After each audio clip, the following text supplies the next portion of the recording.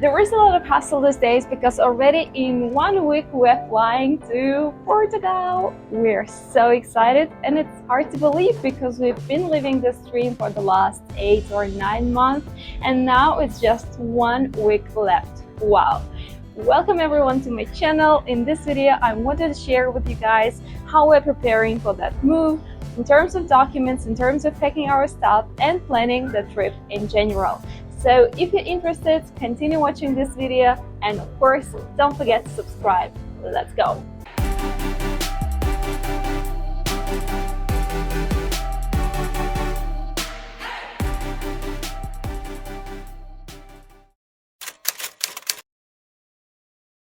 I guess I'm gonna start with the topic of packing and showing how much stuff we're taking with us, and some short room tour on the way. This is our living room. Sorry in advance for the mess. And now this is a bedroom with a balcony where I filmed my previous videos, and the guest room, which is at the moment a packing room. So what you've seen here belongs just to two of us, my boyfriend and me, and we've been living in this apartment for 6 months since March. So I think it's easier for us to pack because coming here we only had the most necessary stuff. But anyway, living is not a static process. You buy new things or you get your old stuff back from where you left it. And this is actually my permanent problem, as I've been living in different places, so moving quite a lot. From Pyatigorsk I moved to St. Petersburg. I've changed several places there, then moved to Moscow, then to Frankfurt, then to Munich area in Germany, then again to Pyatigorsk, then again to St. Petersburg, and now in Yerevan. And when you just move, you only take the things that you need for the nearest few months. The rest you leave at your friends or send back to your parents. And then you start living in a new place, and there is always a moment when you need something, so you ask to send it back to you, and then when you move out you send it back, and over again, you know. And I have my stuff all over the place, so basically in all of those cities. So my brief decision for this move was to leave with my parents the things that I won't need anymore for sure, and take all my hiking equipment with me to Portugal, which includes 2 really volume sleeping bags, a lot of clothing, hiking poles, and my cozy home blankets. I have like 5 different types of them, and let me show you one huge guy which is behind me, this huge bag. I will send it back to Pyatigorsk because I have a lot of pillows, some kitchenware, and my old 85 liters hiking backpack. So all of that I'll have to buy new once we're in Portugal. And you're probably wondering how I'm gonna fit all the stuff that I mentioned in only 2 suitcases. By the way, our tickets are standard, which means that we only have 23 kilos of luggage per person. And the solution is following the vacuum bags. You know, when you put the stuff inside and then you use the vacuum cleaner to take out all the air, and this is the absolute game changer. I have no idea why I didn't use them before, but in this suitcase, which is behind me, I have 3 of them full of clothes, and then in the second suitcase I have 2 more of that. And yeah, I can only highly recommend those bags because it saves a lot of space.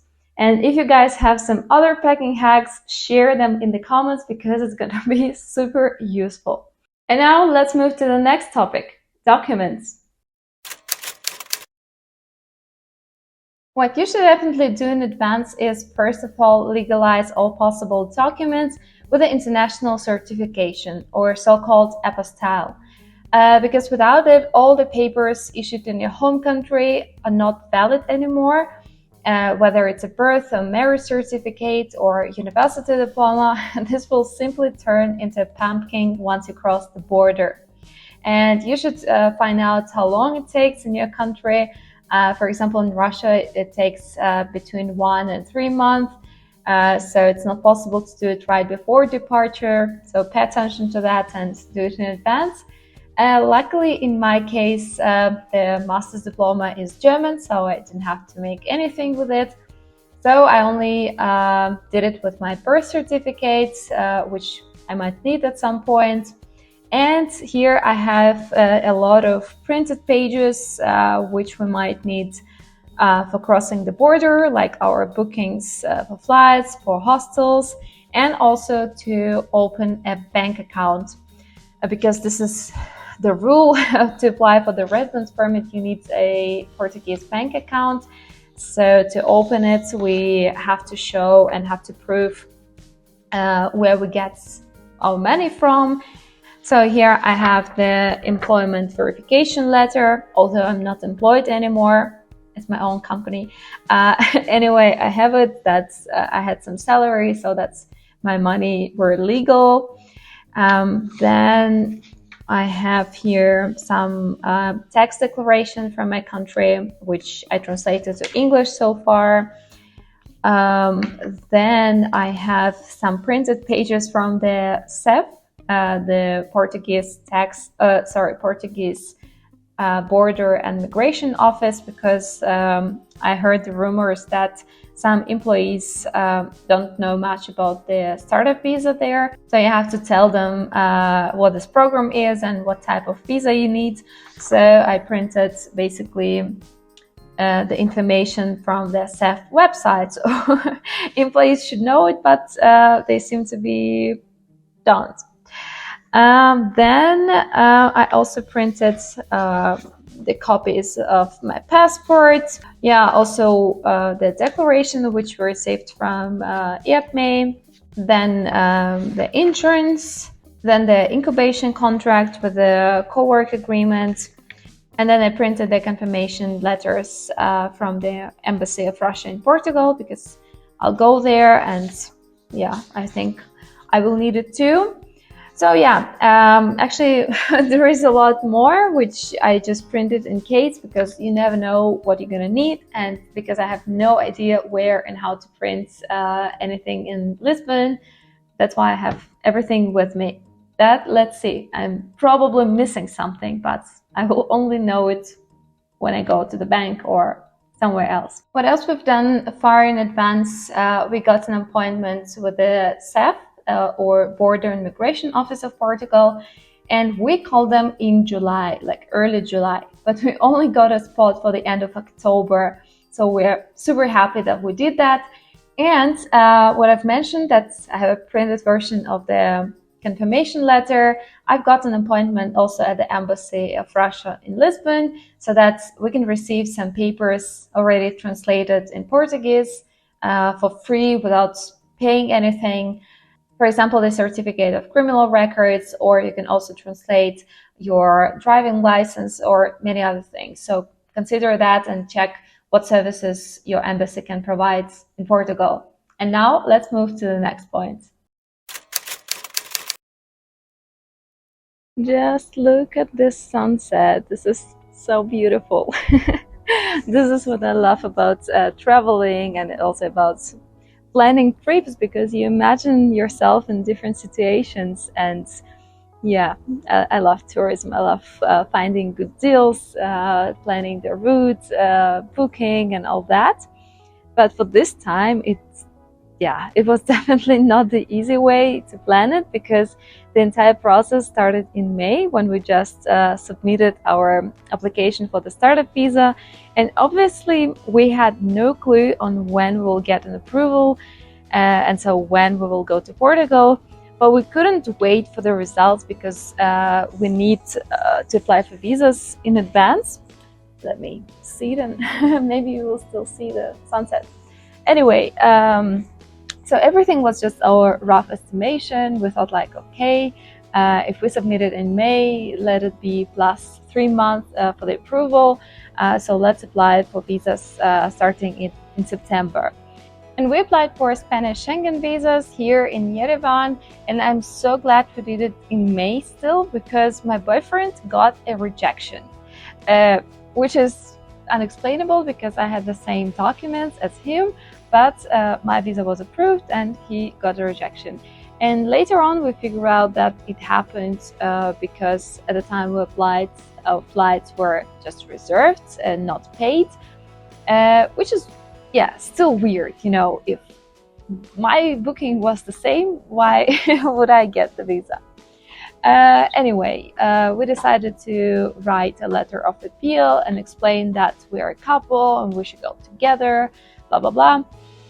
So luckily it worked out. But this went on all summer until mid of August. We were still kept in the dark. We already had a declaration from IAPME, but no visa, no real travel plan. I even thought that I'll have to go on my own if he wouldn't get a visa.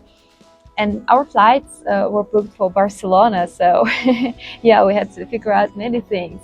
And it's only last week when my boyfriend finally got his visa, and yeah, we started planning everything and booked hostels and so on. And yeah, so first we have to go to Barcelona with a short layover in Athens in Greece, and then we stay in Barcelona for a couple of days. Yeah, maybe we meet my friends, and then we have a flight to Lisbon. But anyway, our incubator is in Coimbra, so after Lisbon we have to go to Coimbra. And yeah, now I guess I have to answer some of the questions that may pop up after you watch this video. And the first one, you may ask, why did you choose to make a Spanish tourist visa, not a Greek or something else? And the second would be, how is it possible that you come on a tourist visa if you have an invitation or declaration for a startup visa? And those are good questions, and they're interconnected. So I think I will give just one answer for both. Yes, it's absolutely legal to come to Portugal on a tourist visa and then apply for a residence card. But yeah, it's important to keep in mind that by the time of your visa expiration, you must already have an appointment with SEF.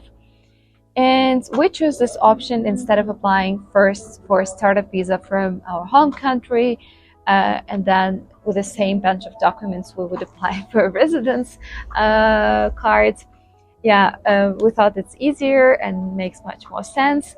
So if you need more explanation about this point, how both processes look like and what's the difference and why this type or this way we've chosen is easier for us, just please let me know in the comments. And yeah, because we're in Armenia, there were just a few options of which tourist visas we could get, and yeah, that is why Spain was our option. So guys, this is pretty much it. I hope that my story was somehow useful. Thank you very much for watching it till the end, and next time we see each other already in Portugal. Wish us good luck and bye bye.